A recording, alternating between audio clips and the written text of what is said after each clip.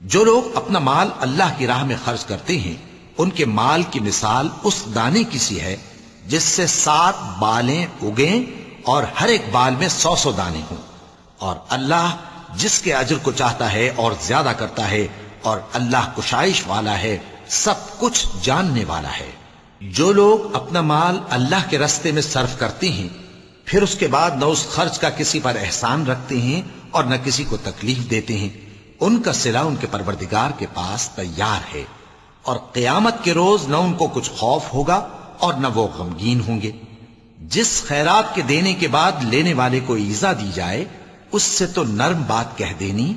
اور درگزر کرنا بہتر ہے، اور اللہ بے نیاز ہے، بردبار ہے۔ مومنوں، اپنے صدقات و خیرات احسان رکھنے اور ایذا دینے سے اس شخص کی طرح برباد نہ کر دینا جو لوگوں کو دکھاوے کے لیے مال خرچ کرتا ہے اور اللہ اور روز آخر پر ایمان نہیں رکھتا، تو اس کے مال کی مثال اس چٹان کی سی ہے جس پر تھوڑی سی مٹی پڑی ہو اور اس پر زور کا مے برس کر اسے صاف کر ڈالے۔